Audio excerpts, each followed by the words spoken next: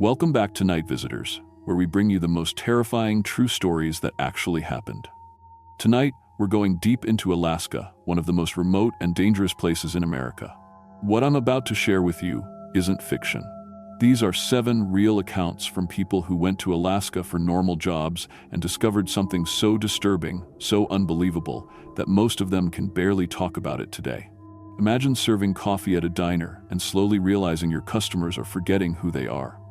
Imagine driving kids to school while something massive runs alongside your bus, keeping pace no matter how fast you go. These people thought they were just starting fresh in a new place. They had no idea they were walking straight into a nightmare. Some of them escaped, some of them didn't, and some of them, well, they're not quite the same person anymore. Before we begin, smash that subscribe button and hit the notification bell so you never miss another bone-chilling episode from Night Visitors. Trust me, you'll want to stay for what's coming. Now turn off the lights, because we're about to discover what really happens in Alaska when the sun goes down, and why some jobs there pay so much money that nobody asks questions.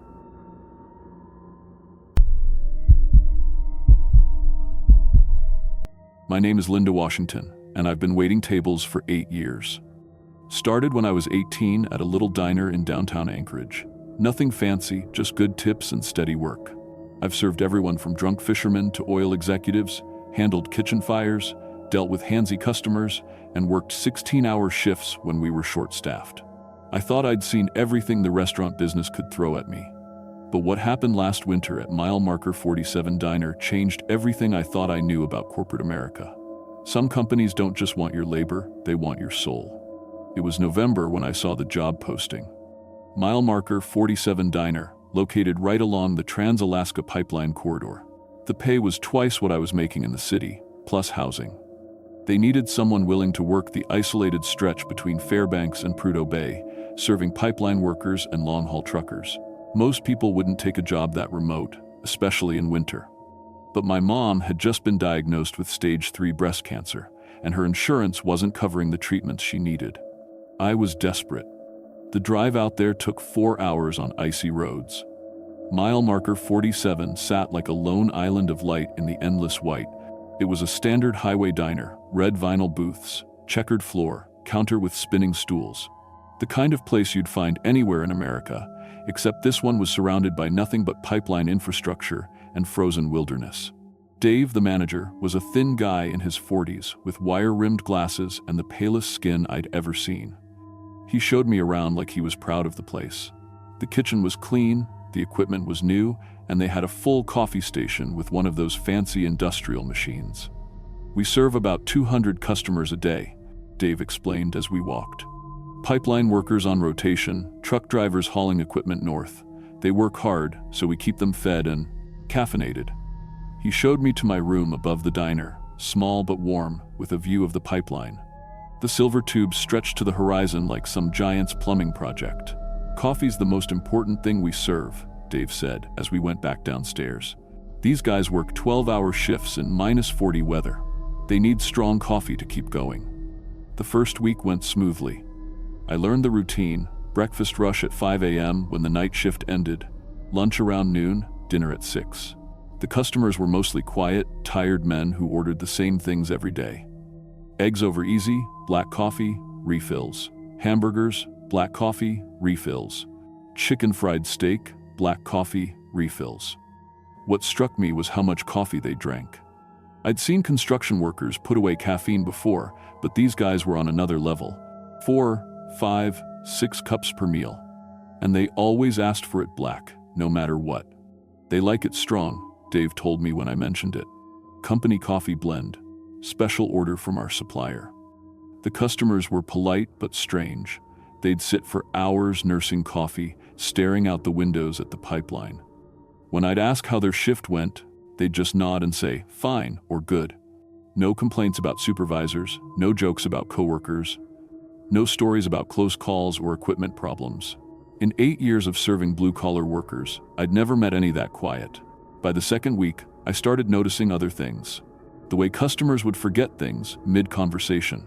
A trucker would start telling me about his route, then stop halfway through and stare at his coffee like he'd forgotten what he was saying. Pipeline workers would sit down for lunch and forget to order for 10 minutes. They're just tired, Dave said when I brought it up. These guys push themselves hard. The coffee helps them focus. But it was more than tired. I'd seen exhausted workers before.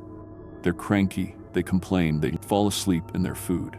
These guys were different. They moved like sleepwalkers, going through the motions without really being there. The coffee itself bothered me too.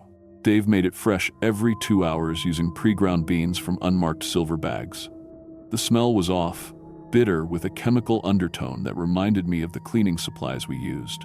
When I asked about trying different brands, Dave just shook his head. Corporate contract with Apex Industries, he said.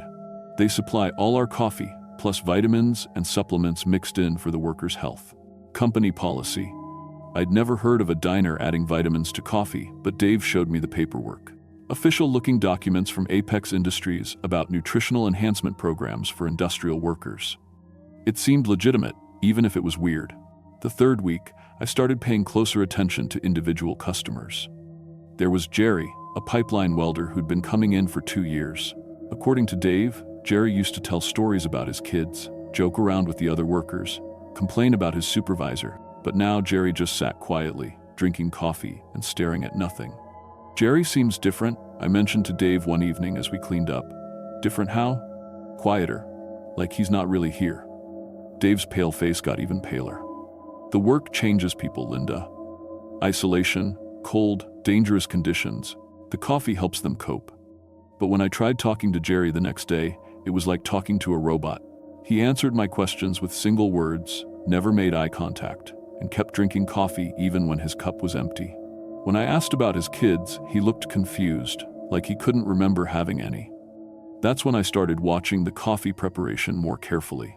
Dave would go into the back office every morning with those silver bags, and I could hear him measuring and mixing. The smell that came out was definitely not just coffee. There was something medicinal about it, something wrong. I started feeling wrong too.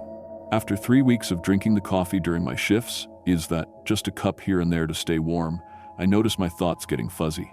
I'd forget customers' orders, lose track of conversations, stare out at the pipeline for long stretches without realizing it. Dave said it was just adjustment to the isolation. But I knew my own mind. Something was happening to me. One night after Dave left, I went into the back office. It was locked, but the old building had thin doors. Inside, I found boxes of those silver coffee bags, but also stacks of paperwork that made my blood run cold. Behavioral Modification Study. Phase 3. Subject Compliance Rates. Trans-Alaska Industrial Corridor. Cognitive Suppression Protocols. The documents were all from Apex Industries, but they weren't about nutrition.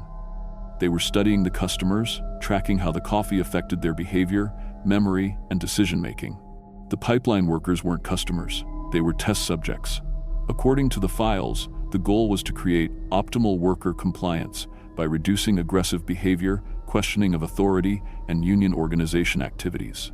The coffee contained experimental compounds designed to make workers docile and forgetful. Perfect employees who would never complain, never organize, never report safety violations. I found customer profiles with before and after photos.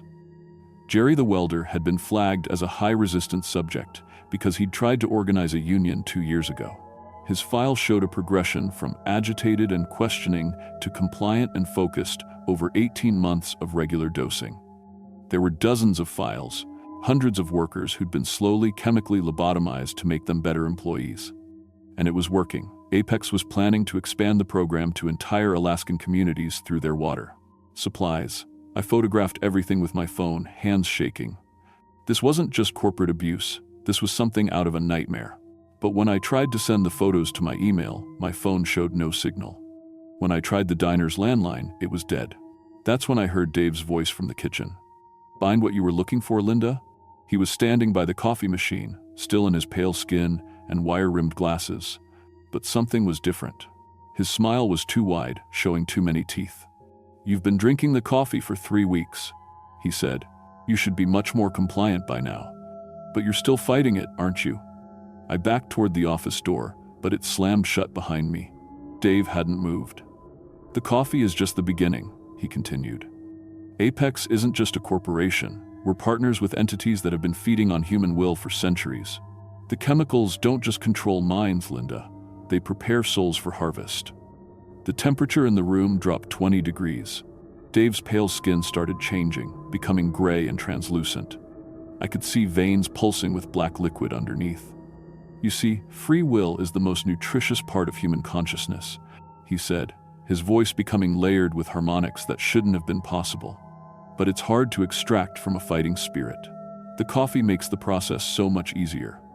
Behind him, the other customers were filing into the diner. Jerry the welder, Tom the truck driver, all the regulars I'd been serving for weeks. But their eyes were completely black now, and they moved in perfect unison. They're not brain damaged, Dave explained. They're hosting my colleagues. Apex executives have been trading worker souls to entities like us for decades. In exchange, we give them supernatural business advantages. One perfect, market timing. The ability to predict competitor moves, immunity to regulatory oversight. I thought about my grandmother's stories, the old protective prayers she'd taught me. With shaking hands, I pulled out the small cross she'd given me and started reciting the Lord's Prayer. Dave, or whatever he really was, hissed and stepped back. The black-eyed workers stopped moving. Interesting, he said, but your little trinket won't save all of them. He gestured toward the kitchen, and I heard screaming. Through the service window, I could see more workers in cages in what should have been a storage room. These weren't possessed. They were the ones who'd fought the coffee too long and had their minds completely burned out by overdoses. The basement has worse, Dave said. Would you like to see the ritual circles where we extract souls during shift changes? Or perhaps the communication array where we coordinate with Apex facilities across the country? The cross was getting hot in my hand, and the temperature kept dropping. I could see my breath now. Here's your choice, Linda, Dave said, his face becoming less human by the second. Accept the coffee willingly, and we'll make your transition peaceful. Keep fighting, and we'll harvest your soul the hard way while you watch us do the same to your mother. Apex has excellent records on employee families. That's when I remembered the emergency kit in the office. There was a fire axe mounted on the wall. In one quick motion, I grabbed it and swung at the coffee machine. The industrial tank split open, spilling gallons of the drugged coffee across the floor. Dave screamed, not with his voice, but with a sound like grinding metal. The black liquid under his skin started bubbling, and cracks of light appeared across his body. The possessed workers collapsed as whatever was controlling them fled. I kept swinging the axe, destroying the coffee supplies, the mixing equipment, anything connected to Apex's operation. You can't stop all of us, Dave shrieked as his human disguise fell away completely. He was something made of shadow and sharp angles now, with too many joints and teeth like broken glass. We have facilities in 48 states, but the cross was burning brighter, and the thing that had been Dave was dissolving like smoke. I ran to the cages and started freeing the workers who were still human enough to save. Most were too far gone, but a few could still walk with help. I managed to upload the photos to a dozen news outlets before Apex's people arrived. By then, the state police were already investigating based on my 911 call. The story broke nationwide, a corporate mind control conspiracy with supernatural elements. Most media outlets focused on the chemical experiments and ignored the demonic parts, but it was enough. Apex Industries officially dissolved within 6 months, though I'm sure the same people are running similar operations under different names. The pipeline workers who survived needed months of rehabilitation, and some never fully recovered their personalities. As for me, I'm still waiting tables, but now I work for a very different kind of organization. The Catholic Church has a division that handles corporate supernatural threats, and they offered me a job after everything came out. I'm stationed at a truck stop in Montana now, watching for signs of companies that serve more than food. I've learned to spot the warning signs: coffee that smells wrong, customers who are too quiet, managers with pale skin and dead eyes. Because Apex wasn't unique, there are dozens of corporations out there that have made deals with entities that feed on human souls, and they're always looking for new ways to serve their customers. If you ever stop at a diner and the coffee tastes strange, trust your instincts. Some things are more important than staying alert on the road.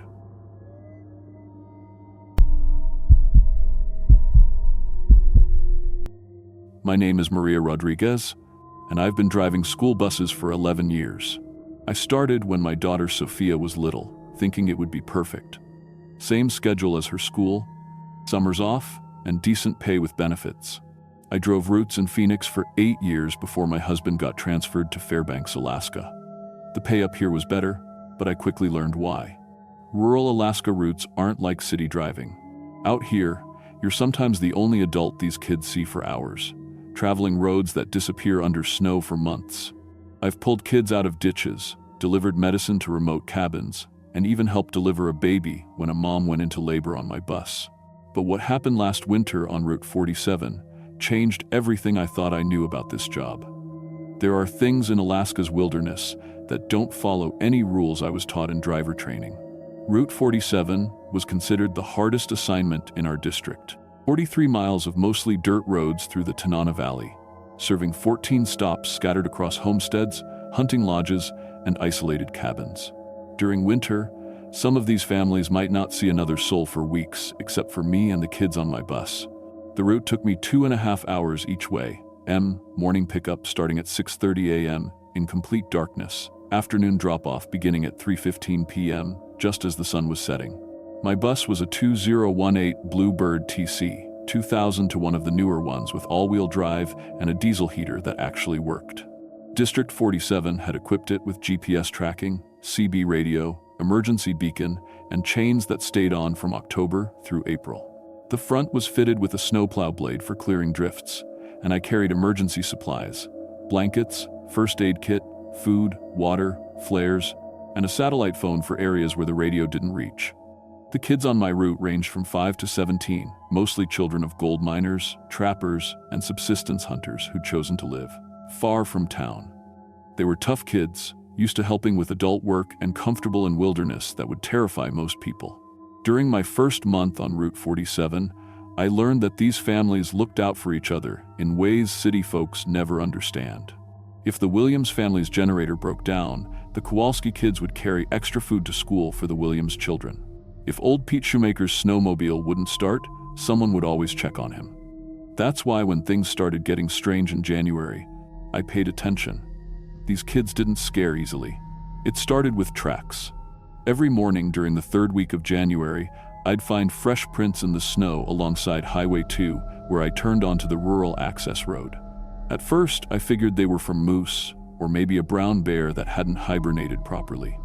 But when I looked closer, something was wrong. The prints were huge, bigger than my size 9 boots, but they walked on 2 legs like a person. The stride was too long, though. Each step was almost 4 feet apart, like whatever made them had legs twice as long as they should be.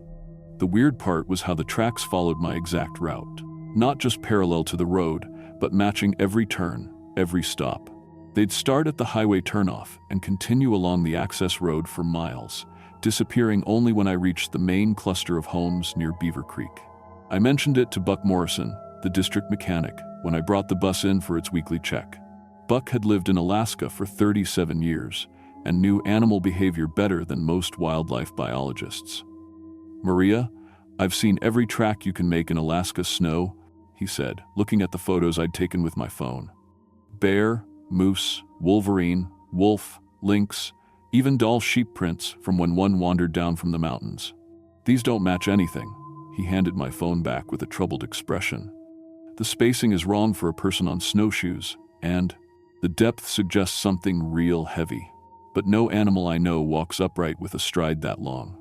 That afternoon, 7-year-old Emma Kowalski asked me if I'd seen the tall man who followed our bus. "What tall man, sweetheart?" I asked, adjusting my rearview mirror to see her better. "The really tall one who runs behind us in the trees," she said matter-of-factly. "Tommy's dad says we're not supposed to talk about him, but he's been following us for weeks." 13-year-old Tommy Paulson immediately hushed her, shooting worried glances at the other kids. "Emma, you promised you wouldn't tell." "But Miss Maria should know," Emma insisted. "What if the tall man wants to hurt us?" I pulled the bus over and turned on the 4-way flashers. "Kids, I need you to tell me about this tall man. If someone's been following the bus, that's a safety issue." For a few seconds, nobody spoke. Then 15-year-old Jake Williams, one of the older kids, cleared his throat. "It started about 3 weeks ago. We'd see movement in the trees, keeping pace with the bus. At first, we thought it was just shadows or maybe a moose running parallel to the road. But then we got a clear look. Jake's voice dropped to almost a whisper. It's tall, maybe 9 feet, and it runs on 2 legs. Runs fast too. Even when you floor it, Mrs. Rodriguez, this thing keeps up easy. The next morning, I found myself checking the mirrors constantly. The kids were quieter than usual, and even the high schoolers seemed nervous. We were about halfway through the route, driving through a section where the road curved between dense stands of spruce trees, when I saw it, movement in my passenger side mirror. At first, just a dark shape weaving between the trees. Then it broke into a small clearing, and I got a full view. The thing was massive, at least 9 feet tall, just like Jake had said, but impossibly thin. Its arms hung down almost to its knees, swinging in a rhythm that matched its running pace. But what made my hands shake on the steering wheel was how fast it moved. I was doing 35 miles per hour on the icy road, the maximum safe speed for conditions, and this creature was keeping up without any effort. It bounded through snowdrifts that would slow down a snowmobile, its long legs covering ground like it was running on flat pavement. I pressed harder on the gas pedal, pushing the bus up to 45 miles per hour. The diesel engine roared, and the kids looked around nervously as we accelerated on the dangerous road. But in the mirror, the thing matched our speed perfectly. If anything, it seemed to be holding back.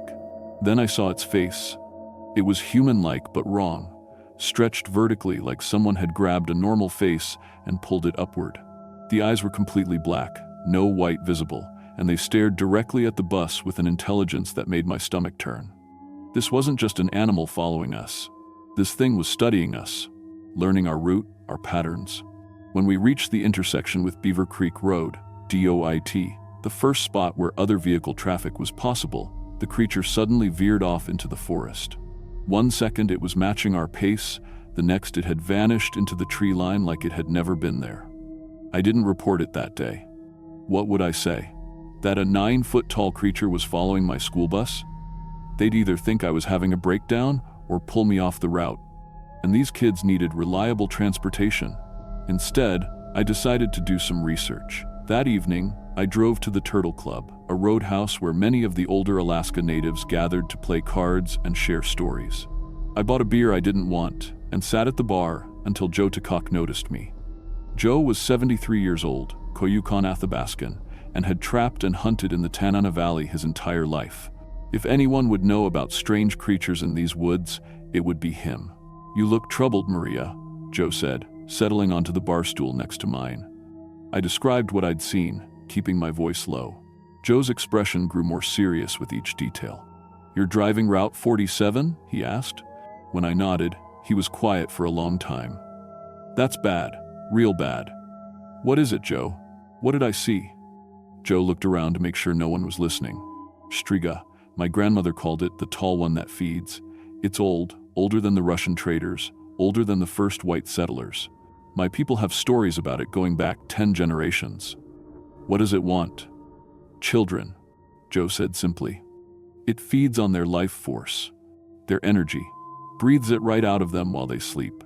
The kids get sick, waste away over weeks or months. Parents think it's just winter sickness or malnutrition, but it's the Striga stealing their essence."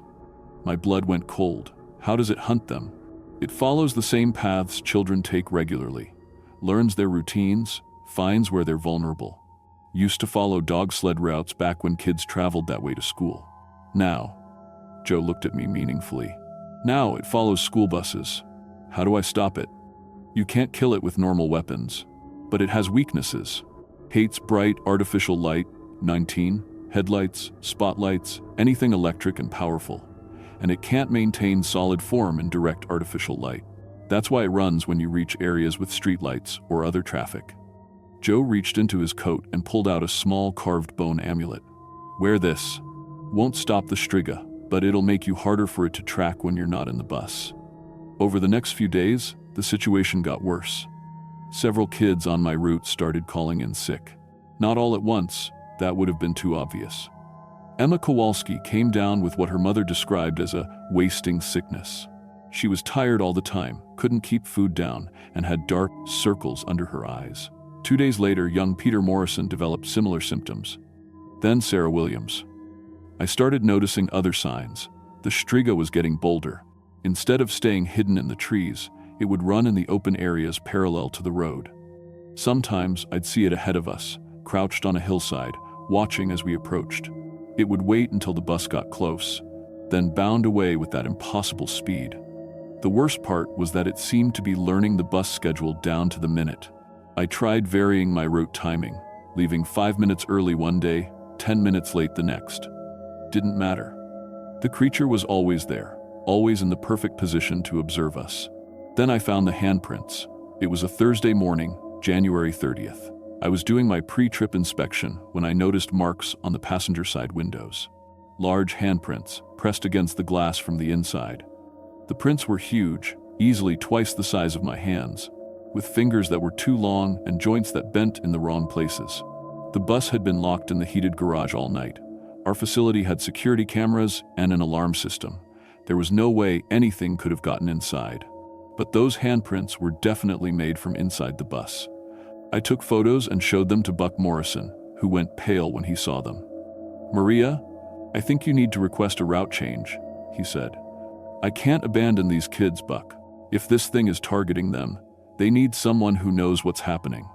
That afternoon, I installed every light I could find on the bus. LED light bars, spotlights, even emergency flares taped to the dashboard. If Joe was right about bright artificial light being a weakness, I was going to turn my bus into a mobile lighthouse.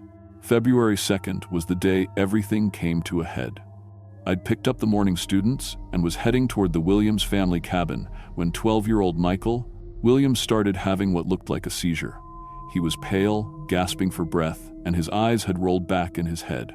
I pulled over and radioed for emergency medical assistance, but we were in a dead zone, no cell coverage, and the CB was only picking up static.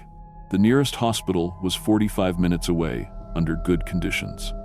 That's when I saw the Striga. It was crouched on the roof of the Williams cabin, its impossibly long limbs folded underneath it like a giant spider.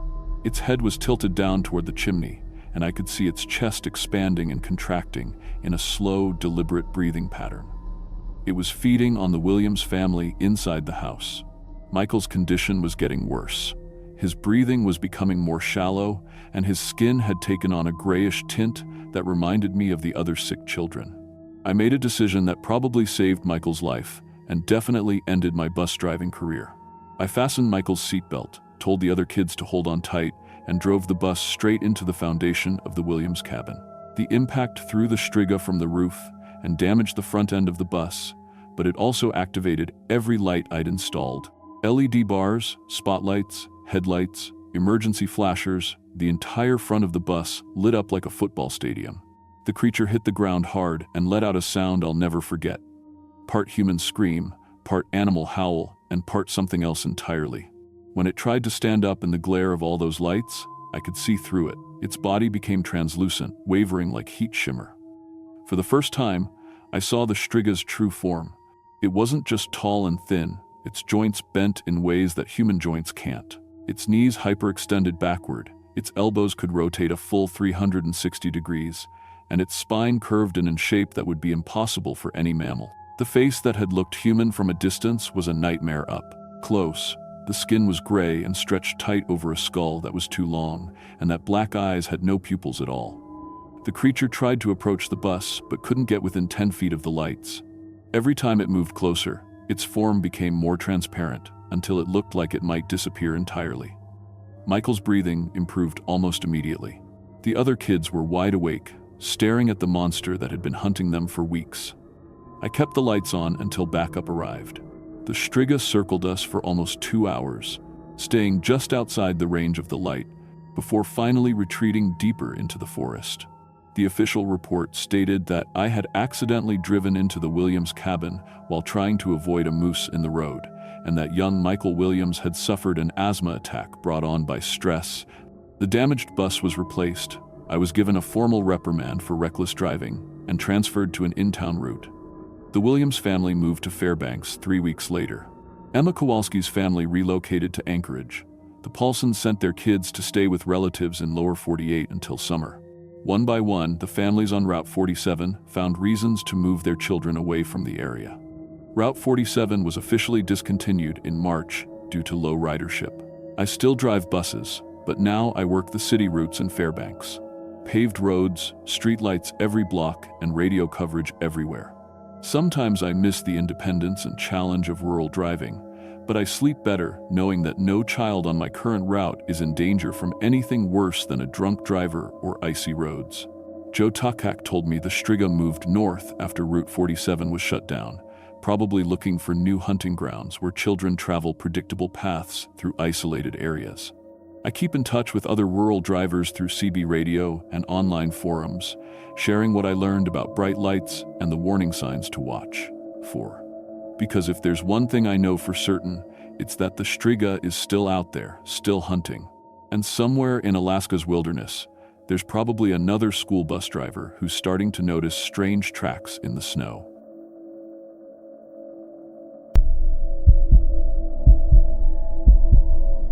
My name is Tony Russo, and I've been fixing cars for 16 years. Started when I was 18 at my uncle's shop in Detroit, working on everything from beat-up Chevys to fancy imports. I got my ASE certification, learned to work on diesels, and even picked up some specialty training on racing engines.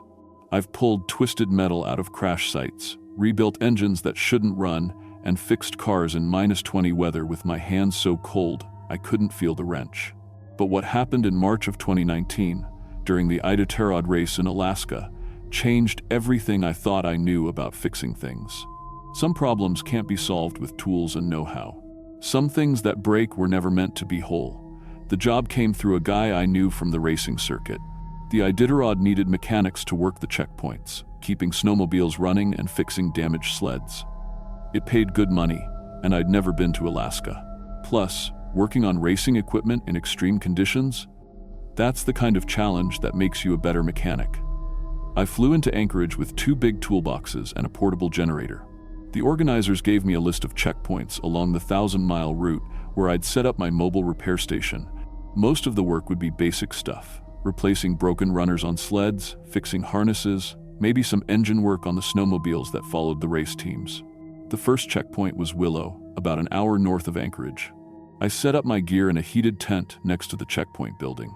The temperature was 15 below, but my generator kept things warm enough to work. The first 2 days went smooth. Fixed a few sleds with cracked frames, replaced some worn runners, helped a musher whose sled bag had torn. Then Bill Patterson showed up on day 3. I heard his team coming before I saw them, but something was wrong with the sound. Dogs usually bark and howl when they're excited, especially racing dogs. These dogs were making a different noise, whimpering, crying, almost like they were scared. Bill's sled was damaged bad.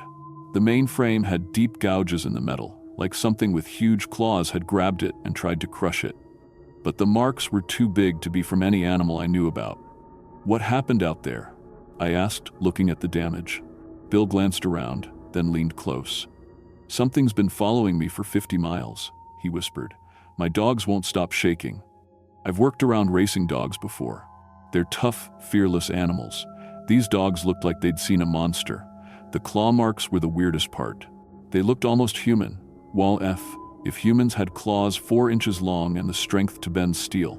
I fixed what I could, welding new supports and replacing the damaged runners. But those marks kept bothering me. That night, I was cleaning my tools when I heard howling from the woods.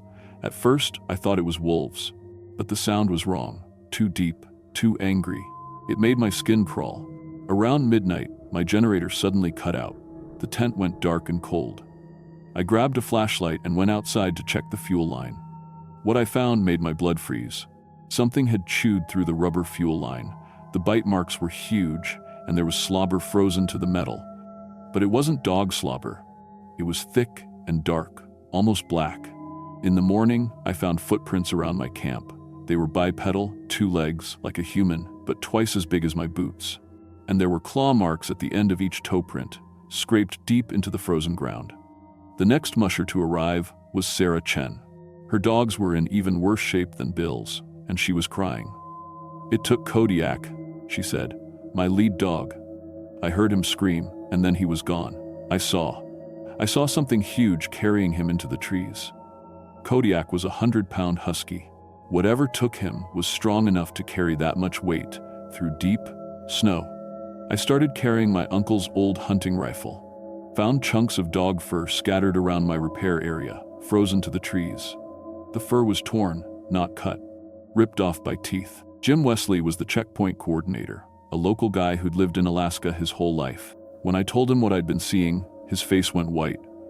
"You're set up on the wrong stretch of trail," he said.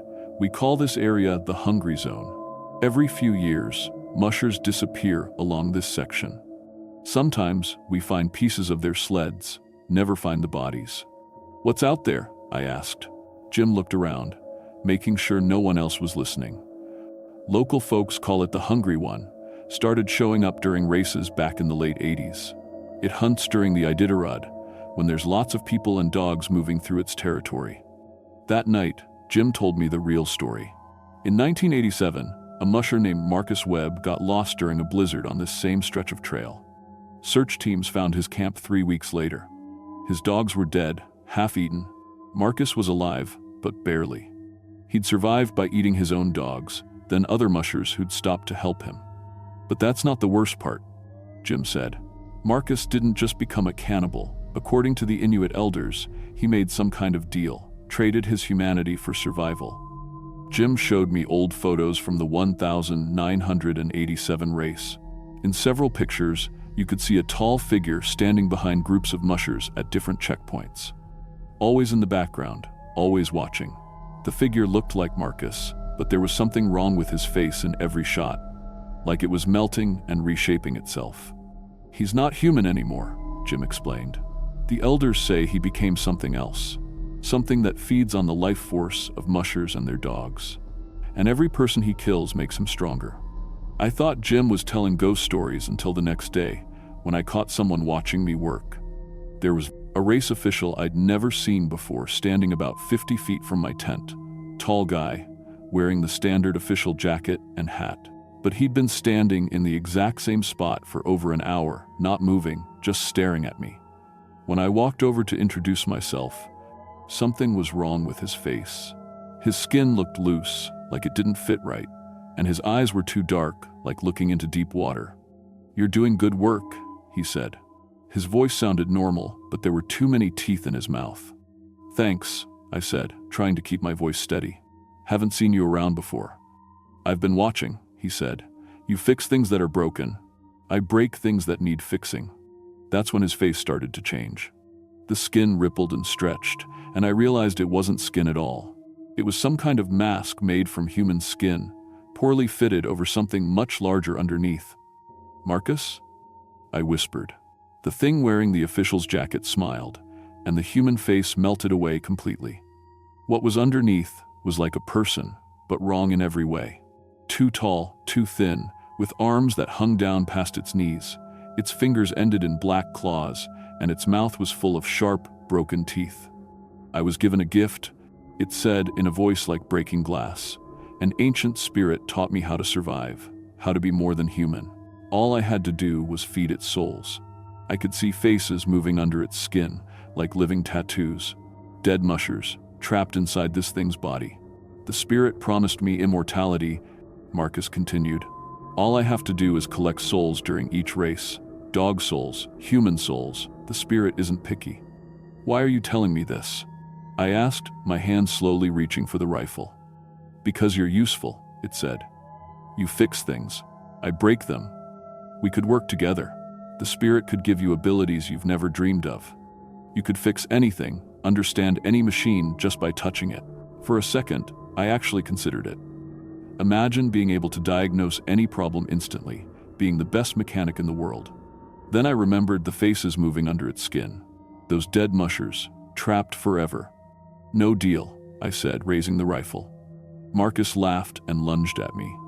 I shot it in the chest, but the bullet barely slowed it down. Black blood splattered on the snow, but the wound closed almost instantly. "You can't kill something that's already dead," it said, claws reaching for my throat. I dove into my tent and grabbed the jumper cables for my generator. If bullets wouldn't work, maybe electricity would.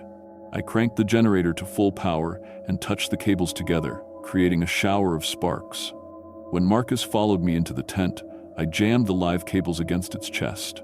The thing screamed and convulsed as electricity coursed through its body. It smelled like burning meat and sulfur, but the electrical shock only stunned it. As soon as I pulled the cables away, it started getting back up. "I have to return to my source to regenerate," it gasped. "But I'll be back, and next time, I'll make your death last days." It stumbled out of the tent and into the woods. I followed it, staying far enough back to avoid being seen. The thing was heading deeper into the wilderness, away from the race trail. After an hour of tracking it through the snow, I found where Marcus had originally died. There was a small clearing with the remains of an old campsite, and sitting by a long-dead campfire was a frozen corpse. It was Marcus's original body from 1987, perfectly preserved by the cold. But something was wrong with it. The corpse was moving slightly, like it was breathing, and there was a shadow surrounding it that seemed to move independently. As I watched, the shadow grew larger and more solid. It was the ancient spirit Jim had told me about, some kind of Inuit demon that fed on death and suffering. "You have caused me inconvenience," the spirit said in a voice like grinding ice. "My servant will need time to regenerate, but perhaps you would make a better collector." The spirit showed me visions of all the souls it had collected over the years. Hundreds of dead mushers, their life force used to power an army of supernatural creatures hidden throughout Alaska. "Refuse me, and I will make your death artistic," it said. "Accept my offer, and you will have power beyond imagination." I thought about Jim's warning, about all the mushers who disappeared over the years. This thing had been killing people for decades, and no one could stop it. Then I remembered something from my training. When you're dealing with an electrical fire, you don't use water. You cut off the power source. I pulled out a flare from my emergency kit and used it to light a makeshift torch made from racing fuel and cloth. The spirit recoiled from the flame. "Fire purifies," I said, remembering something my grandmother used to say. "Let's see how pure you really are." I threw the torch onto Marcus's original corpse. The frozen body caught fire instantly, burning with an unnatural blue flame. The spirit shrieked and tried to save its anchor point, but the fire spread too fast. As the corpse burned, I could see all the trapped souls escaping, dozens of dead mushers rising from the flames like smoke.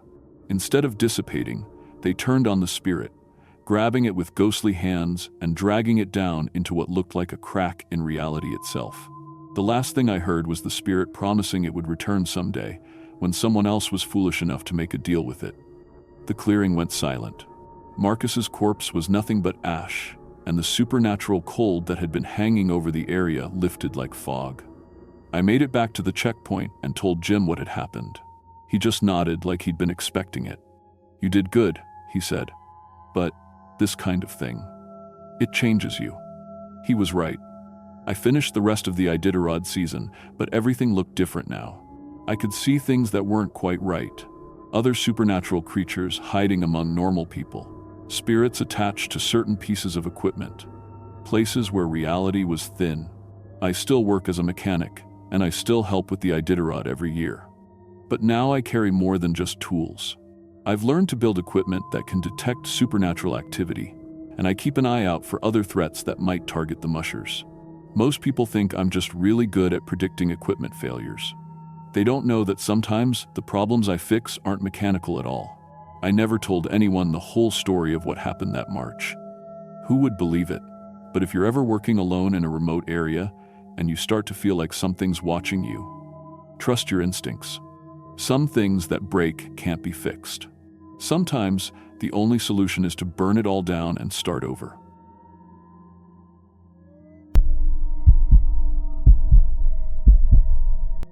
My name is Frank Chen, and I've been working as a maintenance technician and janitor for 15 years.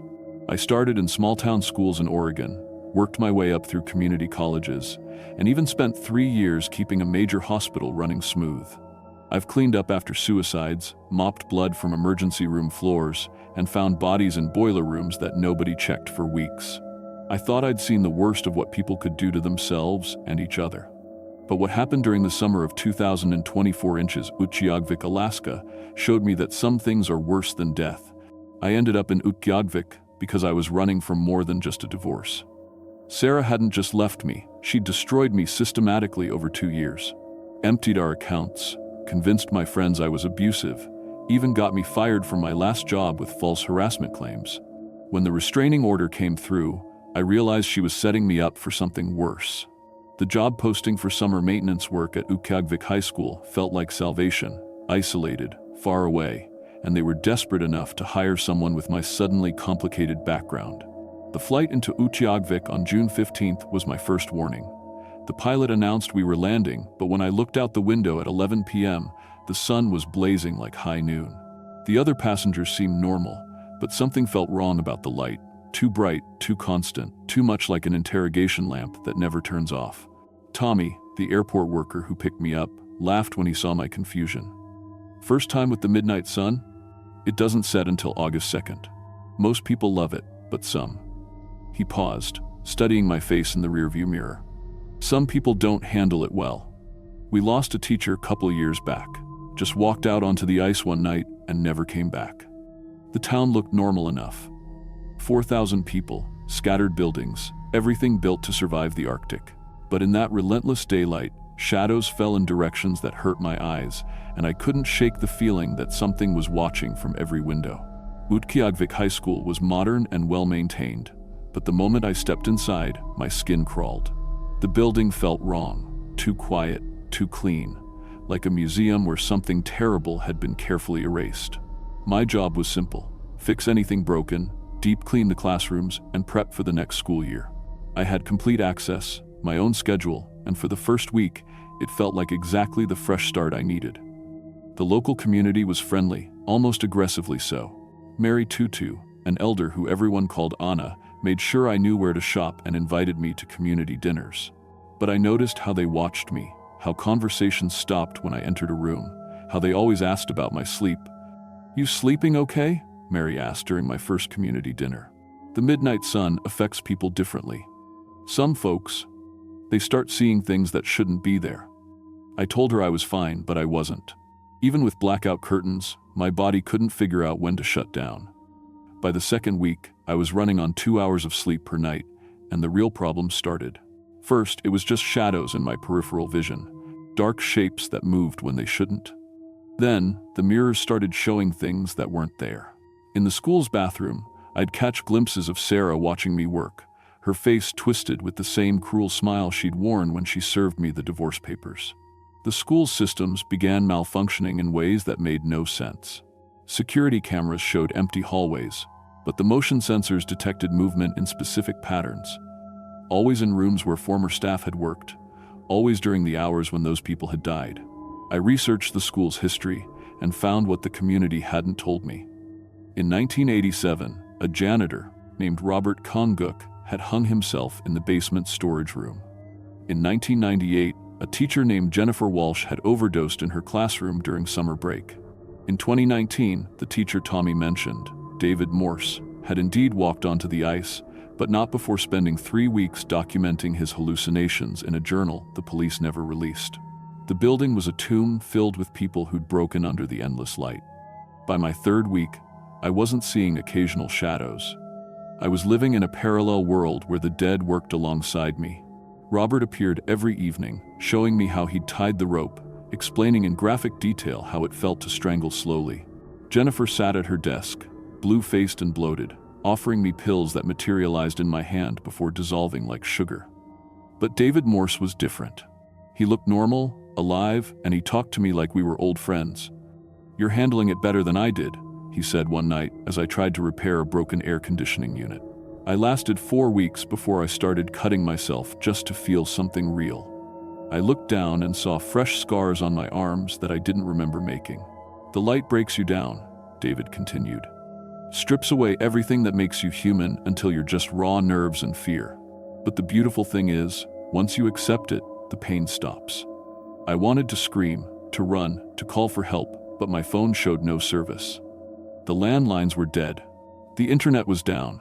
The community that had seemed so welcoming had somehow isolated me completely. That's when I discovered the truth about Utqiagvik's hospitality. Hidden in the school's basement, I found David Morse's journal, along with documents dating back decades. The community had been using the midnight sun as a natural selection process. They brought in damaged outsiders, people running from failed lives, criminal backgrounds, mental health issues, and watched them break. The strong ones who survived became part of the community. The weak ones disappeared, and their deaths were explained as suicide or accidents. The journal entries were horrifying. Asterisk, week 3. They're feeding me something in the food. My thoughts aren't my own anymore. The dead outnumber the living here, and they're all waiting for new recruits. Asterisk, asterisk, week 4. Found the basement room where they keep the others. Not bodies, the people who broke but didn't die. They're still alive, but their minds are gone. They think they're in their old jobs, their old lives. The community takes care of them like pets. Asterisk, asterisk, week 5. I understand now. This is a harvest. The midnight sun reveals who people really are, and Uchagvik collects the broken ones. I won't let them have me. Asterisk. That's when David appeared again, but this time I knew he wasn't a hallucination. You found my journal, he said. Good. I was hoping someone would. You're dead, I whispered. You walked onto the ice. He laughed, and the sound made my teeth ache. I walked onto the ice, yes, but I didn't die. They brought me back, patched me up, and now I help them with the next ones. Like you. The basement door slammed shut behind me. I heard footsteps upstairs, the community coming to collect their newest harvest. David showed me the other basement room, the one mentioned in his journal. 7 people sat in chairs, staring at nothing, their minds completely gone. They moved occasionally, performing phantom tasks from their previous lives. A man in a business suit typed on an invisible keyboard. A woman in scrubs checked the pulse of patients who weren't there. They're not suffering, David said. The madness is actually peaceful once you stop fighting it. You'll see. I heard Mary's voice upstairs, along with Tommy and others. They were searching for me, calling my name like concerned friends. Frank, we're here to help you. Just come upstairs. That's when I realized the horrible truth. I was already too far gone. The scars on my arms were real. The sleeplessness had lasted 5 weeks, not 3. I'd been eating the drugged food, drinking the tainted water, and my grip on reality had been systematically destroyed. I looked at my reflection in a broken mirror on the basement wall. My face was gaunt, my eyes bloodshot, my skin gray. I looked exactly like the broken people in the chairs. The choice is simple, David said. Fight it and suffer forever, or accept it and find peace. Either way, you're not leaving Uchagvik. I heard the basement door open, footsteps coming down the stairs. Mary's voice, gentle and caring. Frank, there you are. We've been so worried. I had seconds to decide. Fight and join the people in the chairs, their minds shattered but their bodies kept alive. Or accept the madness and become like David, aware but complicit, helping to harvest the next broken soul who stumbled into their trap. When they found me, I was sitting calmly at the desk where Jennifer had died, reading David's journal with a smile on my face. I understand now, I told them. I want to help. Mary nodded approvingly. Good. We knew you were special when we saw your background. Sarah's harassment, your job troubles, your isolation. Perfect conditioning for what we need. They gave me a room in town, a position in the community, and responsibilities that I can't discuss. What I can tell you is that Uchagvik's summer hiring program is very selective. They don't want strong, stable people. They want the broken, the desperate, the ones with nowhere else to go. Every year, they post jobs for summer maintenance, teaching positions, research opportunities. They target people with damaged backgrounds, complicated histories, restraining orders, and failed careers. The applications go through a special screening process that selects for psychological vulnerability. The Midnight Sun does the rest. If you're reading this, and you've been contacted about a summer position in Uchagvik, Alaska, I have one piece of advice. Don't come. Whatever you're running from in your old life isn't as bad as what's waiting for you here. But if you're like I was, if you're desperate enough, broken enough, alone enough to consider it anyway, then I'll be here when you arrive. I'll help you settle in, introduce you to the community, and watch as the endless light slowly strips away everything that makes you human. And when you finally break, I'll be there to offer you the same choice David offered me. Because that's what we do here in Uchagvik. We help each other. The sun is setting now for the first time in 65 days, but for me, it will never set again. The darkness behind my eyes is permanent, and I've learned to love it. If you come here, you'll learn to love it too. Whether you want to or not.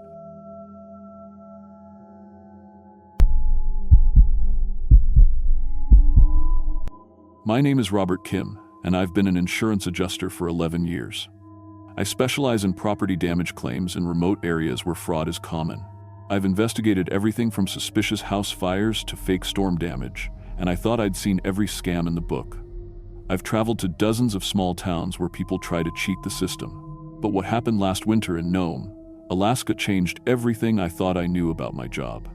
Some things can't be explained by fraud or human greed. The call came in on a Tuesday morning in January. My supervisor, Janet, handed me a thick file folder with a confused look on her face. "Robert, we need you to fly to Nome," she said. "We've got 7 property damage claims there, all filed in the last 6 months. The thing is, none of them make sense." I opened the folder and looked at the photos. Houses with walls that looked like they'd been melted. Metal fixtures twisted into perfect spirals. Damage patterns I'd never seen before. "What caused it?" I asked. "Fire? Chemical spill?" Janet shook her head. "That's what we need you to find out. The local fire chief says it's not fire damage. No chemical companies operate up there. The damage doesn't match any natural disaster we know of." I studied the photos more carefully. The walls didn't look burned or broken.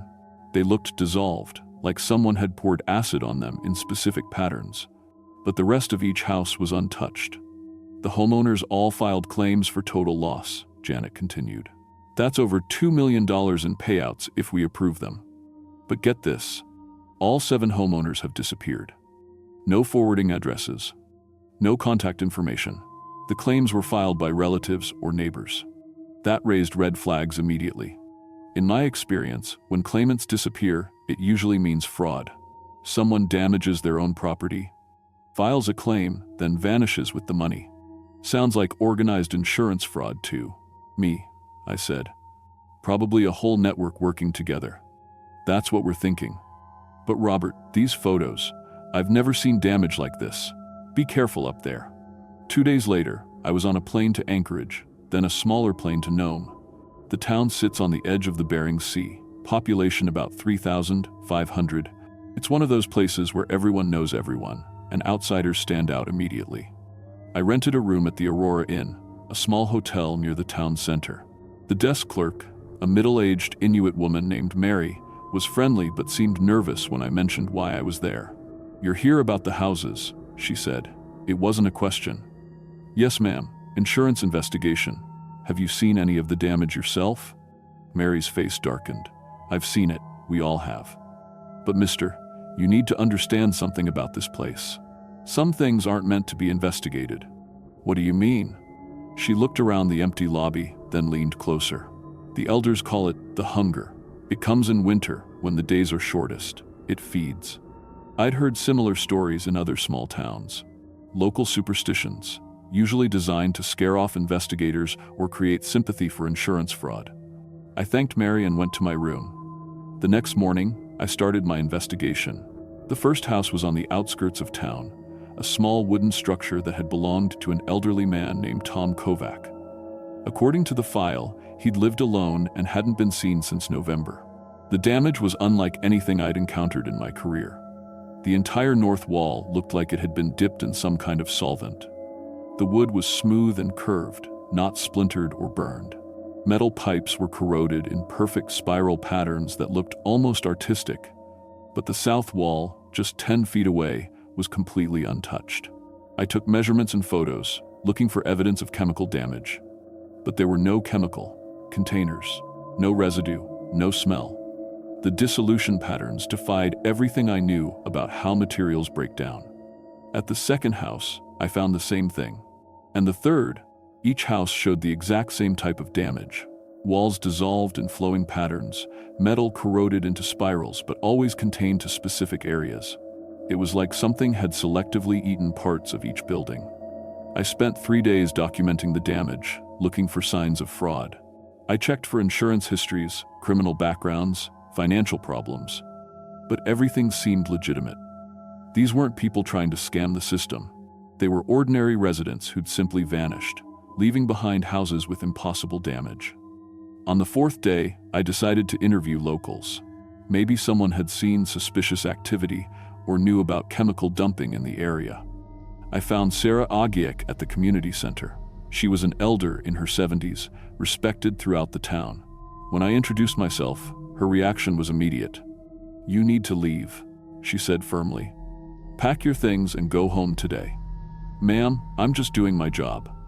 "These insurance claims." "Insurance?" Sarah laughed, but there was no humor in it. "You think this is about money? About fraud? Young man, you're investigating something that's been happening here for over 100 years. She led me to a back room and pulled out a box of old newspaper clippings. The headlines made my blood run cold. "Gnome melter strikes again. 1,923. Mysterious disappearances continue. 1,941. Unexplained house damage baffles authorities. 1,967.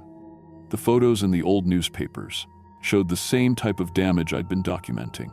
The same dissolved walls, the same spiral patterns in metal, dating back decades. Every winter, Sarah explained, it comes looking for someone. Always singles out people who live alone. Always during the darkest months, the houses are just leftovers. I tried to process this rationally. There has to be a scientific explanation. Some kind of geological phenomenon, or... "You don't believe," Sarah said. "That's why it's interested in you." "What's interested in me?" "The hunger. It feeds on life force, but it's drawn to skeptics, people who deny what they see. Your disbelief makes it stronger." That night, I had the strangest dreams. I was standing in one of the damaged houses, but it was whole and intact.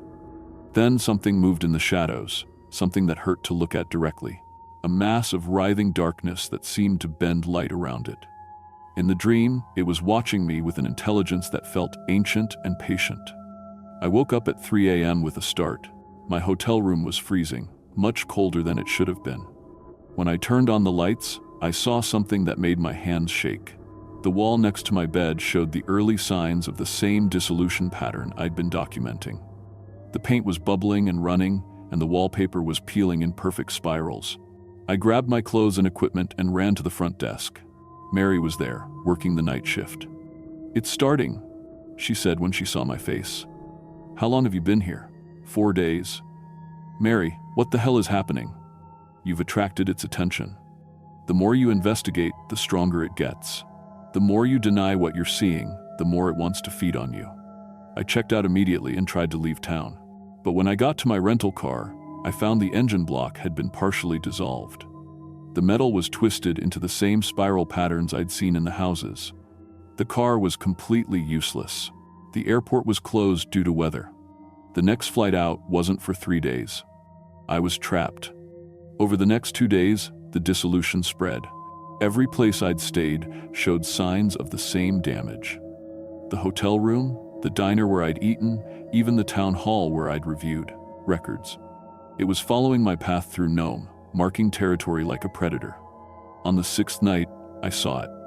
I was walking back to the hotel when the streetlights started flickering. The temperature dropped 20 degrees in seconds. And then, in the space between 2 buildings, I saw movement. It was like looking at liquid shadow, a mass of darkness that moved with purpose, flowing and shifting, but maintaining a sense of terrible intelligence. Tendrils of pure black reached out from its center, and wherever they touched, matter began to dissolve. I could feel its attention on me like a physical weight. It was studying me, measuring me, and I realized that Sarah was right. My skepticism had been feeding it this whole time. Every rational explanation I'd tried to find, every time I denied what I was seeing, had made it stronger. The thing moved closer, and I felt my skin begin to tingle. Where its shadow fell on my jacket, the fabric started to bubble and run. "I believe," I whispered. "I believe in you." The movement stopped. The tingling sensation faded. "I'm sorry," I said louder. "I'm sorry I didn't listen." The shadow pulled back slightly, waiting. The next morning, I found Sarah at the community center. She took one look at me and nodded. "You've seen it?" "Yes. It almost got me. But I think it stopped because I finally believed. Belief isn't enough, Sarah said. It's been contained here for decades because we maintain the proper rituals. Your investigation disrupted the spiritual barriers. Now it's loose, and it's stronger than it's been in years. What can I do? Sarah studied my face for a long moment. There's a ritual, a way to put it back to sleep. But you have to completely abandon your old way of thinking. No more skepticism, no more rational explanations. You have to accept that some things exist beyond human understanding. That evening, Sarah led me to a circle of stones on the Jupper, outskirts of town. Other elders were there, along with some younger residents I recognized. They'd brought offerings, traditional foods, handmade items, things that represented life and community. The hunger feeds on isolation and disbelief, Sarah explained. The ritual works by surrounding it with connection and faith. But everyone has to believe, everyone has to participate. If even one person doubts, it won't work. I thought about my career, my rational approach to everything, my pride in being logical and skeptical. Then I thought about the dissolved walls, the impossible patterns, the shadow that had nearly consumed me. I believe, I said. I believe completely. The ritual lasted 4 hours. We chanted in a language I didn't understand, made offerings to spirits I'd never heard of, and performed movements that felt older than civilization. And slowly, I felt something change in the air around Nome. The oppressive presence I'd been feeling for days began to fade. When it was over, Sarah looked exhausted but relieved. "It's contained again," she said. "For now. But Robert, you can never go back to complete skepticism. If you do, it will find you again, no matter where you are." I flew out of Nome the next day. When I got back to the office, I filed my report. I recommended that the insurance company pay all 7 claims without further investigation. I cited environmental factors beyond the homeowner's control, which was technically true. Janet wasn't happy, but she approved the payouts. $2 million in claims, no questions asked. I never told anyone the real story. How could I? Who would believe that an ancient entity feeds on skepticism and dissolves houses with its touch? But I kept the photos, and sometimes I look at them to remind myself that the world is stranger and more dangerous than we want to believe. I'm still an insurance adjuster, but I've changed my approach. When I encounter something that doesn't make sense, I don't automatically assume fraud. I listen to local stories, I respect traditional knowledge, and I never completely dismiss the possibility that some claims can't be explained by human logic, because somewhere in Nome, Alaska, something is waiting for the next skeptic to get too close. Something that's patient, intelligent, and very, very hungry. And I pray it stays asleep.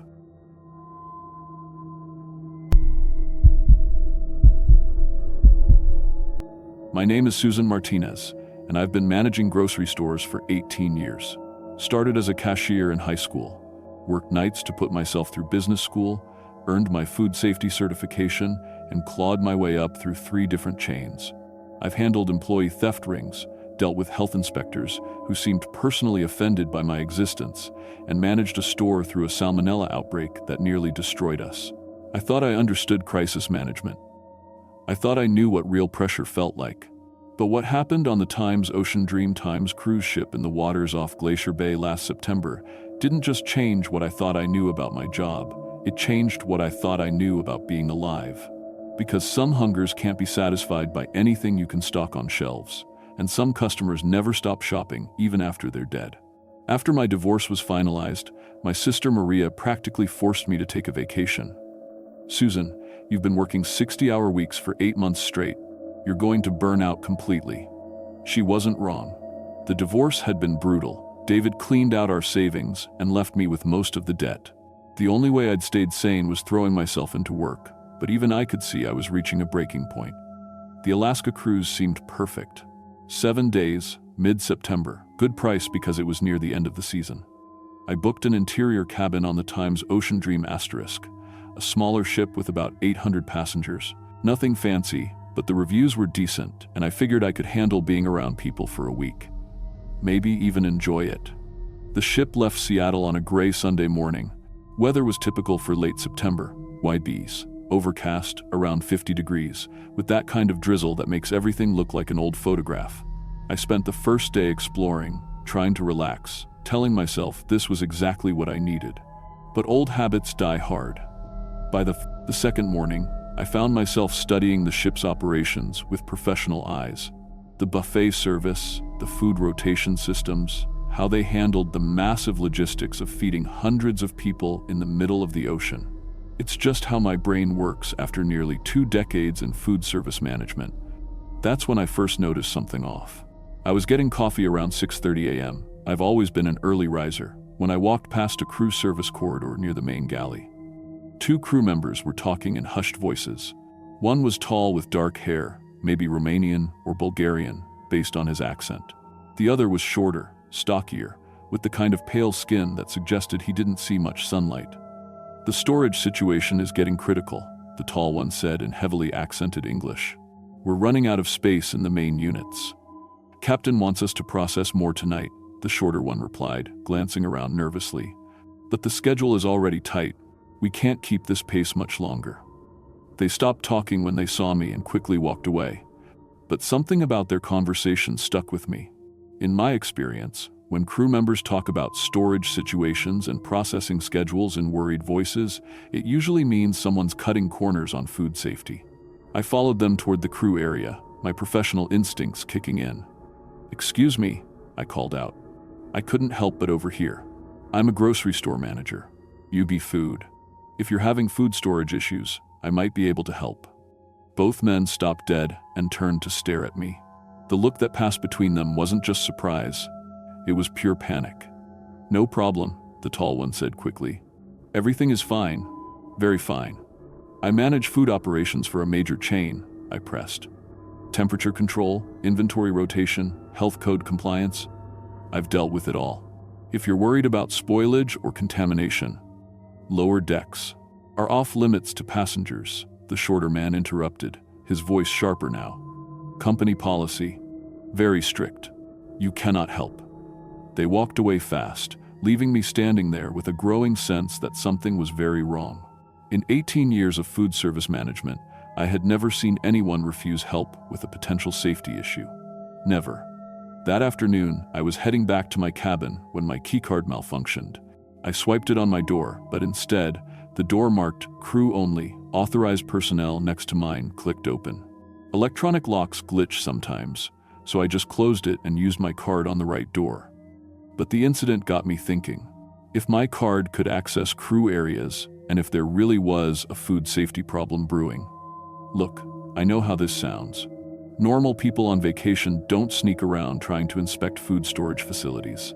But after managing grocery operations through 3 health department crises, I couldn't just ignore potential problems. People trust that their food is safe. That's a responsibility I've never taken lightly. That night, after the dinner crowd had cleared and most passengers were at the evening show, I decided to investigate. The ship felt different at night. The passenger areas were mostly empty, and you could hear the engines more clearly, a constant thrumming that seemed to vibrate through your bones. I made my way down to the lower decks, where I'd seen the crew members earlier. The lighting was dimmer here, more industrial. My keycard worked on the first door I tried. Apparently the malfunction was ship-wide. The corridor was colder than the passenger areas, with that recycled air smell you get in big commercial buildings. I followed signs toward the galley and food storage, using my phone's flashlight to read door labels. I found what I was looking for. Primary food storage, authorized personnel only. My keycard worked here too. Inside, I could hear the familiar hum of large commercial freezer units, the kind I'd worked with for years. But when I opened the freezer door, the smell that hit me was all wrong. It wasn't the clean, neutral cold of proper food storage. It was sweet and metallic, like when meat has been sitting too long at the wrong temperature. But there was something else underneath, something that made my stomach clench with instinctive revulsion. I followed the smell deeper into the freezer, past shelves of normal food supplies, and that's when I found the source. Bodies. Human bodies. Hanging from meat hooks like sides of beef, arranged in neat rows with the same organizational precision I used for inventory management. Men, women, different ages, all perfectly preserved in the freezing air. They were dressed in cruise clothes, polo shirts, sundresses, the kind of casual vacation wear you see every day on ships like this. But these weren't mannequins or training dummies. The preservation was too perfect, too detailed. I could see wedding rings, reading glasses hanging from neck chains, the kind of small personal details that make someone real. I stumbled backward, my professional mind trying to make sense of what I was seeing while the rest of me wanted to run screaming. This wasn't food storage. This was something else entirely. You have very good instincts for a passenger. I spun around. One of the crew members from earlier was standing in the doorway, the tall one with dark hair. But something was wrong with his eyes. They were completely black, not just the pupils but the entire eye, like looking into deep water at night. "You're not crew," I whispered, my voice coming out strangled. He smiled, and his teeth looked wrong too sharp, too white, like they'd been filed to points. "We've been crew on ships in these waters for much longer than you might think." "What are you?" I managed to ask. "Hungry," he said simply. "Always hungry, but we've learned to be efficient about it." I tried to push past him, but he moved faster than should have been possible, blocking my path. His hand grabbed my arm, and it was so cold it burned through my jacket. "Let me go," I said, trying to keep my voice steady. "People will notice I'm missing." He laughed, a sound like wind through empty spaces. "Will they?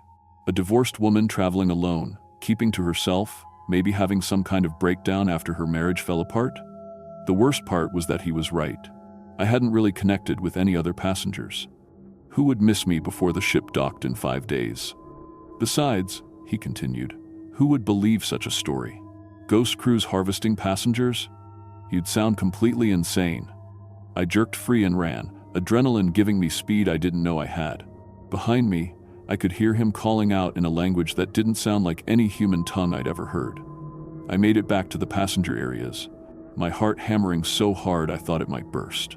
I needed to warn someone, call for help, anything. But when I tried to find other passengers to tell them what I'd seen, something impossible happened. Every time I opened my mouth to explain about the bodies in the freezer, the words came out wrong. Instead of human corpses, I heard myself saying things like beautiful ice sculptures or impressive meat display.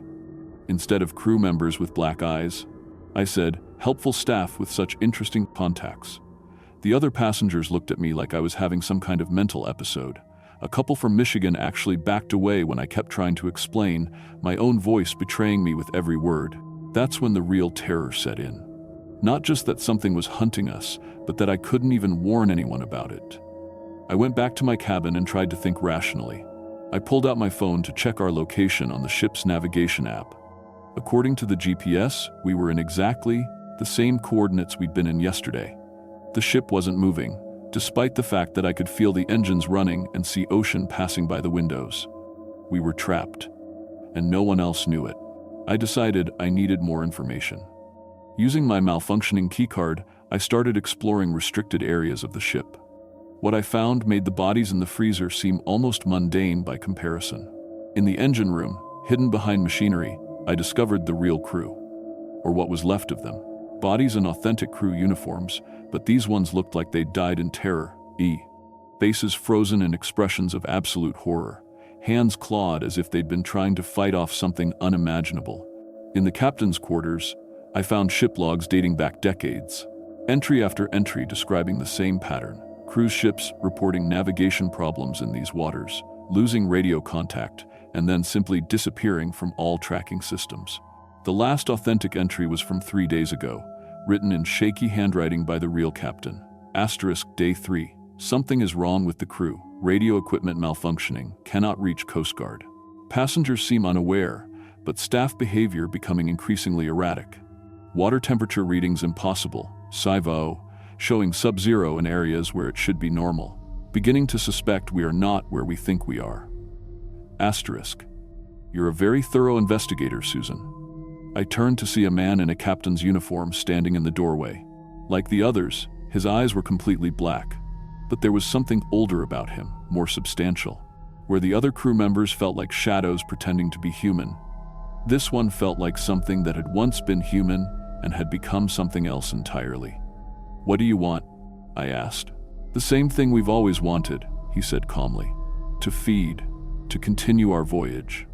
But ships like this one require specific fuel, the life force that flows through living human beings." "The organs," I said, remembering the bodies. The organs are just storage vessels, he explained, moving closer. Like the containers in your grocery store, we extract what we need to sustain ourselves and preserve the rest for future use. Very efficient, very organized. I think you can appreciate that. I could feel the cold radiating from him as he approached. But you present an unusual problem. You can see us as we truly are. That's quite rare. Why? I asked, though part of me already knew. You died, didn't you, recently? For a few minutes, maybe longer. The car accident 6 months ago. I'd been unconscious for nearly 10 minutes before the paramedics got my heart beating again. How do you know about that? Death leaves marks, he said. Scars on the soul that let you see between worlds. It makes you valuable to us. He reached into his coat and pulled out what looked like an employment contract, written on yellowed paper in dark ink. Join us willingly, and we can offer you something your old life never could. Purpose, security. No more failed marriages, no more corporate stress, no more growing old alone and forgotten. For a moment, and this is the part that still haunts me, I actually considered it. The past year had been so hard. The divorce, the financial stress, the long hours trying to rebuild my life from scratch. The idea of never having to worry about any of that again was genuinely tempting. But then I thought about the families on this ship. Kids excited about seeing whales, elderly couples on their dream vacation, young families making memories, people like me just trying to find some joy in their lives. No, I said. His expression didn't change, but the temperature in the room dropped so fast I could see my breath. Then you'll join our inventory. Though I must admit, you'll be wasted as simple storage. I ran. Through corridors that seemed to stretch longer than duty, they should, past crew members who were dropping their human disguises. Their real forms were like holes in reality, human-shaped shadows that moved wrong and smelled of deep ocean water and old death. I made it back to the captain's quarters and frantically searched through everything, looking for some way to stop this. In an old filing cabinet, I found documents that made my blood freeze. The original crew contracts from 1953, when a cargo ship called the Times Bitter Harvest Times had gone down in these exact waters during a winter storm. The contracts were signed in what looked like blood, binding the crew to eternal service aboard vessel for purposes of navigation and passenger service, until such time as said contracts are rendered null and void. I remembered something from a business law class I'd taken years ago about binding agreements and their termination clauses. If these contracts were what kept them tied to this supernatural existence, I could hear them coming down the hallway, their footsteps echoing strangely, sometimes overlapping as if there were more of them than physically possible. I grabbed the contracts and ran toward the engine room. The ship's furnace was still running, keeping the engines operational. But as I approached it, I realized with growing horror that the flames weren't the normal orange-yellow of burning fuel. They were blue-white, like the color of deep ice, and they gave off no heat at all. The ghost captain appeared just as I was feeding the first contract into the supernatural flames. "Stop," he commanded.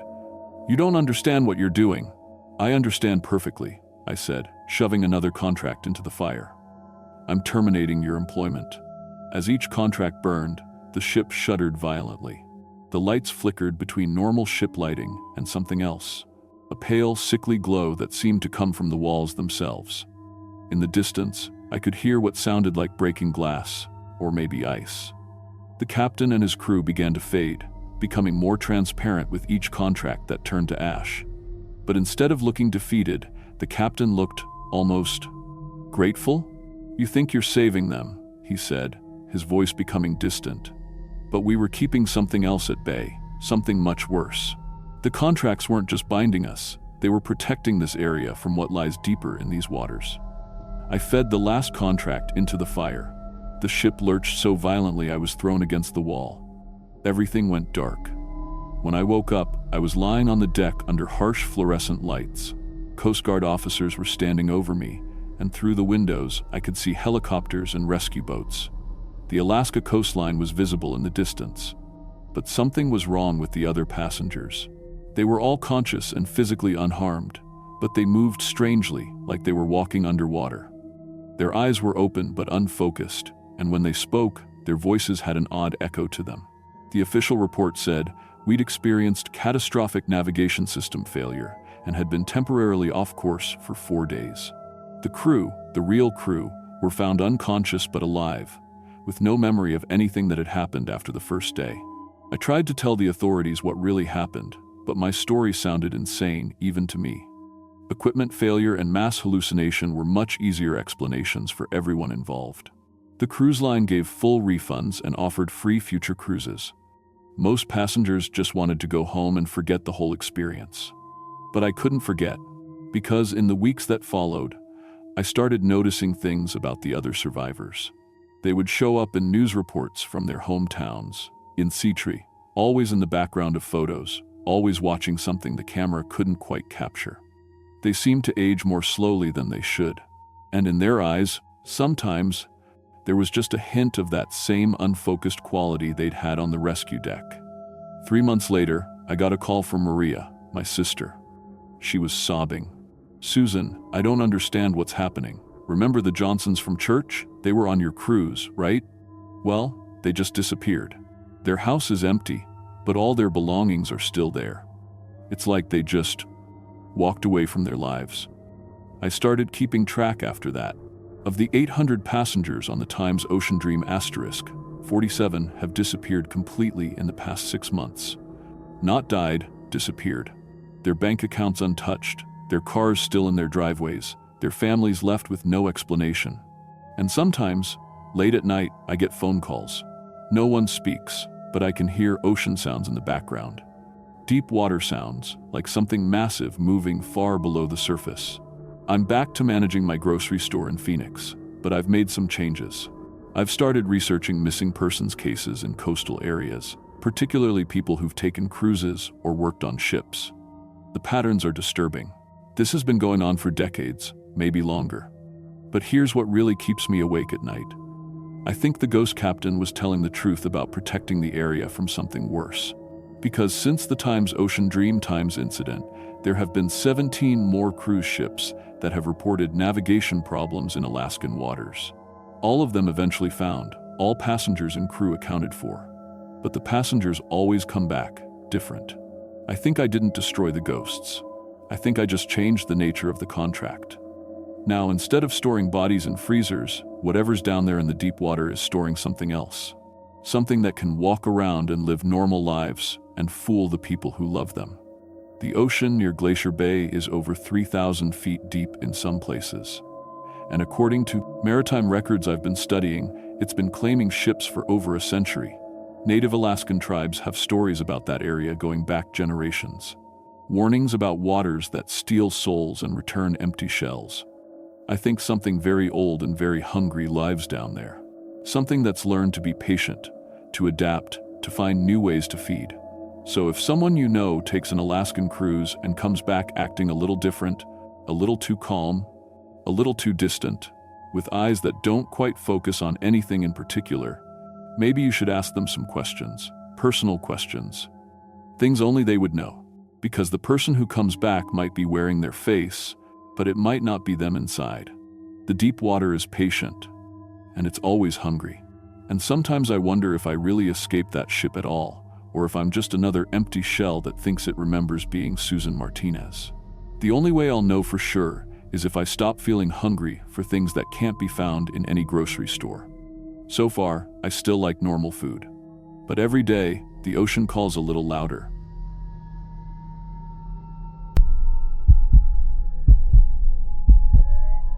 My name is Angela Foster, and I used to manage the sports zone in Fairbanks, Alaska. I say used to because I can't go back there. Not after what I found in the storage room. Not after what those things did to Marcus. The Alaska State Police have the security footage now, but they won't release it. They say it would cause panic. They're right. I've been in retail management for 8 years. Started in Seattle, worked my way up through 3 chains, earned my certification. I thought I understood customer behavior, loss prevention, everything about running a store. But nothing prepared me for what shops in the Alaskan wilderness after dark. Some customers don't leave footprints. Some customers leave parts of other customers behind. September 2023, my regional manager offered me the Fairbanks store. Big step up. 15,000 square feet, serving hunters and outdoor enthusiasts across central Alaska. The pay was incredible, but I should have asked why the position opened up. I should have asked what happened to the previous manager. The building sat alone on the edge of town, backing up to miles of dense forest. During my first week, I kept finding things that didn't belong. A child's sneaker in aisle 7. Fresh blood drops leading from the camping section to the back exit. Hair caught on the tent displays. Long, black, too much of it. "Animals get in sometimes," said Jerry, my assistant manager. He'd been there 3 years. Nervous type who jumped at loud noises. Buildings not sealed tight. Mice, sometimes bigger things. But mice don't leave size 12 boot prints in the dust. And bigger things don't arrange merchandise in perfect circles while you're not looking. The store served serious customers. Bush pilots, hunting guides, researchers heading to remote camps. They needed gear that would keep them alive in conditions that kill most people. I loved helping them, until I started noticing how many never came back for their special orders. "Where's Tom Bradley?" I asked Jerry in October. "He ordered that GPS unit 3 weeks ago." Jerry looked uncomfortable. "Probably went to Anchorage. People change their minds." But Tom's truck was still in our parking lot. Had been for 2 weeks. Alaska State Troopers said he probably abandoned it. Went south for the winter. They didn't explain why his wallet and keys were still inside, or why there were claw marks on the driver's seat. The first strange return came on a Tuesday morning. A woman I'd never seen before brought back a $400 tent, claimed she'd bought it the week before. I couldn't find the transaction in our system, but she had a receipt. The tent looked like it had been through hell. 3 perfectly round holes burned through the fabric. The edges weren't torn, they were melted, like someone had pressed red-hot metal pipes through the material. The woman wouldn't explain what happened, just kept saying she needed her money back immediately. "Ma'am, can you tell me how this damage occurred?" She stared at me with wide, bloodshot eyes. "You don't want to know. Trust me, you don't want to know." Her hands were shaking as she signed the return form. "Don't sell camping gear to families with kids. Please. Just don't." I processed the return. Policy said defective products got sent back to corporate, but something made me keep this tent. I locked it in the back office, told myself I'd examine it later. 2 days later, another return. Sleeping bags shredded in long, parallel lines. The cuts went straight through 3 inches of insulation, too precise for any animal I knew. The customer was a hunting guide named Pete, local guy I'd met several times. "Pete, what happened to this bag?" His face went gray. "Found it at my campsite yesterday morning. Thing is, nobody was sleeping in it when it got cut up. We heard something moving around our tents all night, but when we checked in the morning..." He stopped, swallowed hard. My client Dave was missing. Bag was shredded, but Dave was just gone. No tracks leading away, no signs of struggle, like something just took him. "Did you call the police?" "Course I did. They're searching, but..." Pete leaned closer. "This is the 3rd client I've lost this season. 3 different trips, same thing. People just disappear from sealed tents, no trace except damaged gear." I started documenting every return with photos. Within 2 weeks, I had dozens of examples. Tents with those burned holes, sleeping bags slashed in geometric patterns, backpacks with bite marks from jaws that would belong to something massive. But the customers' stories were getting worse.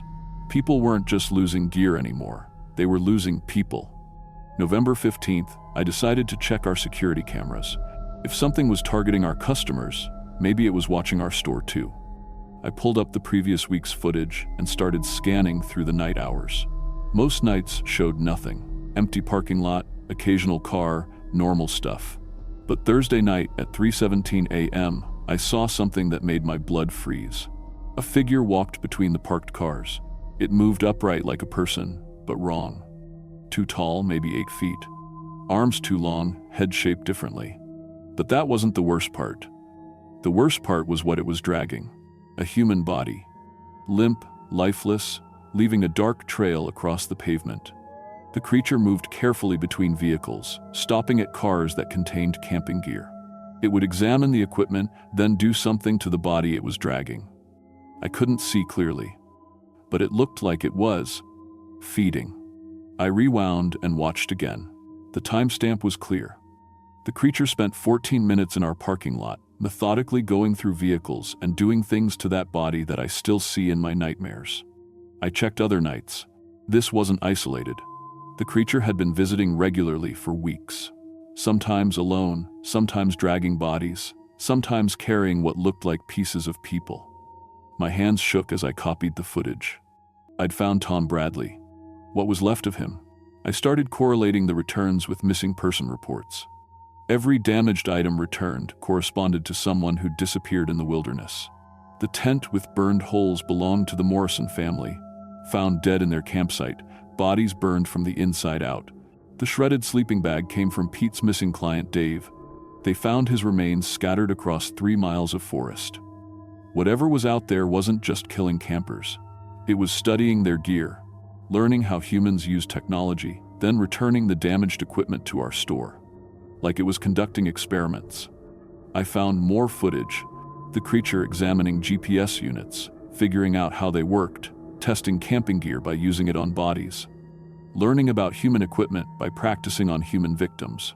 The burned holes in the tents weren't random damage, they were entry points. The creature was learning to break into human shelters efficiently. The bite marks on backpacks showed progression. Early ones were tentative, exploratory. Recent ones were precise, surgical. It was learning human anatomy by trial and error. I was looking at evidence of something that hunted humans for sport and science. On November 28th, I decided to examine all the returned gear together. I spread everything out in our back storage room, dozens of damaged items, each representing someone who died horribly in Alaska's wilderness. That's when I noticed the pattern in the damage. The holes, cuts, and bite marks weren't random. They formed symbols, mathematical sequences. This thing wasn't just hunting, it was communicating, leaving messages in the destroyed gear. I photographed the patterns and tried to decode them. Basic math at first, then more complex concepts. The creature was intelligent, possibly more intelligent than humans, and it was trying to tell me something. The message became clear when I arranged the items chronologically. The damage patterns showed the location of its hunting grounds. A map written in human blood and torn fabric, showing me exactly where it was taking its victims. That's when I heard Marcus scream from the main store. I ran out to find him standing in the camping section, staring at something I couldn't see. His face was white, eyes wide with terror. "Marcus, what's wrong?" He pointed at the tent display with a shaking hand. "Something's in there. In the demo tent, something big." I looked at the tent. It was our largest model, big enough for 8 people. The entrance flap was closed, but I could see movement inside. Something large shifting around. "Get behind the counter," I told Marcus. "Call 911. I grabbed a hunting knife from our knife display and approached the tent slowly. Whatever was inside went still, like it was listening. I could hear breathing, deep, raspy, not quite human. I reached for the tent flap with the knife ready. That's when Marcus started screaming again. But this time, he wasn't looking at the tent. He was looking behind me. I turned around and saw 3 more tents in our display area moving. Something was inside each one. We weren't dealing with one creature. We were dealing with a pack. The tent flaps opened simultaneously. What came out weren't bears or wolves or any known animal. They were something that had once been human but changed into something else. 8 feet tall, covered in matted fur that looked suspiciously like human hair. Their faces were elongated, wrong, but I could see human features underneath the distortion. Their eyes were the worst part.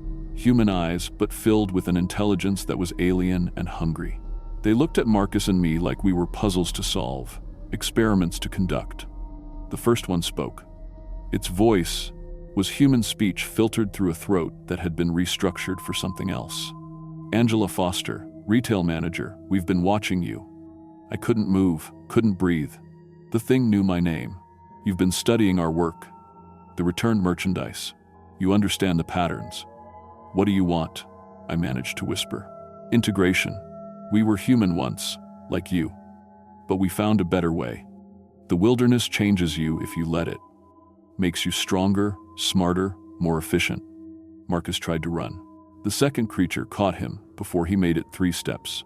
The sound he made when it grabbed him wasn't quite a scream, more like air being forced out of a punctured lung.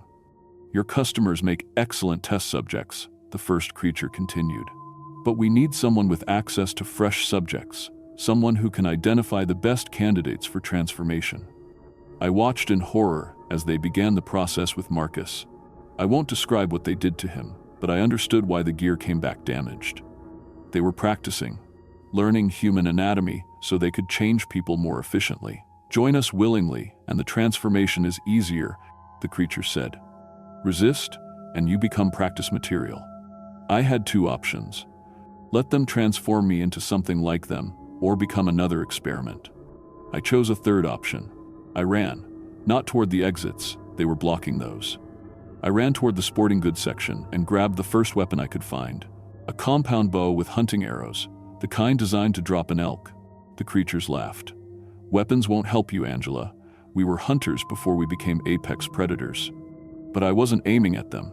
I was aiming at the propane tanks we kept for camping stoves. 60 tanks, fully pressurized, stacked against the back wall. You wanted to study human technology, I said, drawing the bow. Let me show you how explosives work. The arrow punched through the first tank. The explosion was immediate and devastating.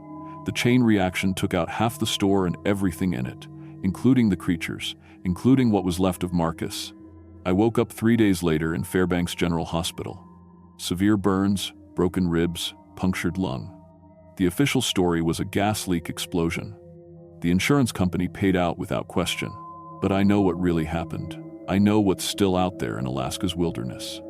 The creatures I killed were just one pack. There are others, and they're still hunting. The Alaska State Police have the security footage, but they've classified it. The missing person reports continue, but they're being handled quietly. No media coverage, no public warnings. The state can't afford to lose its tourism industry. I moved back to Seattle, but I can't sleep. Every night, I dream about those eyes. Human eyes and inhuman faces, looking at me like I'm a problem they haven't solved yet. I keep a go bag ready. Cash, fake ID, weapons. Because I know they're not done with me. I've seen their work too closely, understand their methods too well. I'm either a threat to be eliminated or a candidate for transformation. Sometimes I get packages with no return address. Camping gear, damaged in those familiar patterns. Messages written in blood and torn fabric. They're still out there, still hunting, still learning. And they remember that I got away. If you're planning a trip to Alaska, listen carefully. Don't camp alone. Don't trust gear that's been returned or discounted. And if you see perfectly round holes burned through camping equipment, run. Don't investigate, don't try to help, just run. Some customers never leave the store. They just change into something else and start shopping for different kinds of merchandise. The kind that screams when you test it.